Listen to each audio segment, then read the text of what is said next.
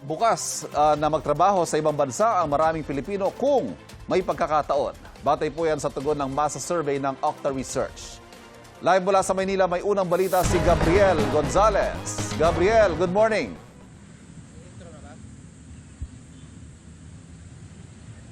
Ivan, magandang umaga sa iyo.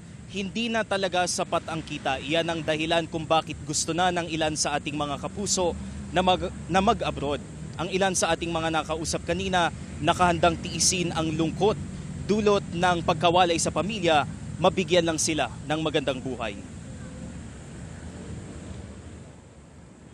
Nag-aasikaso na ngayon ng requirement si Leah Joyce Bacaro para sa inaplayang trabaho sa Saudi Arabia bilang domestic helper. 5 ang kanyang anak at construction worker naman ang mister. Kahit noong nagtatrabaho pa siya bilang kasambahay dito sa bansa, hindi pa rin daw sapat ang kita nilang mag-asawa para sa pangangailangan ng kanilang mga anak. May college na ako, tsaka medyo malaki na din yung anak ko. Medyo maliit yung sweldo dito kaysa sa ibang bansa. Ang tuk-tuk driver naman na si Minswari Mangundaya, aminadong hindi pa rin nakababawi sa kita kahit pabahagyang bumaba na ang presyo ng mga produktong petrolyo. Pinag-iisipan na raw niyang makipagsapalaran sa ibang bansa. Hindi katulad nung mababa yung presyo ng gasolina, natitiraan ka talaga 800. Ang natitira lang sa amin dito, minsan 300, 500, pinakamalaki na 500. Yung kita namin dito, hindi sapat. Iba naman ang pananaw ng virtual assistant na si Ian Rodolfo. Anya, hindi matutumbasan ng magandang oportunidad abroad ang pagkakataong makasama ang mga magulang dito sa Pilipinas.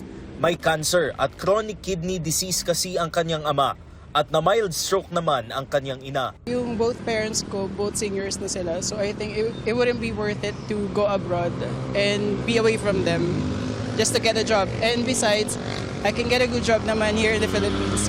Sa survey na ginawa noong March 19 to 25 na nilahukan ng 1,200 participants, lumabas na 57% ng mga Pilipino ang pipiliing mag-abroad kung may pagkakataon. 3 ang pangunahing rason kung bakit pipiliin ng iba na manirahan abroad: magandang job opportunities, mas mataas na sweldo, at mas magandang quality of life.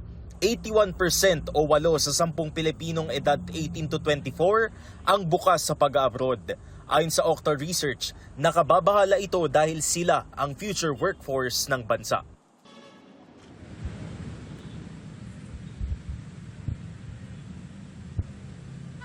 Yan ang unang balita mula rito sa Maynila. Gabriel Gonzalez, GMA News.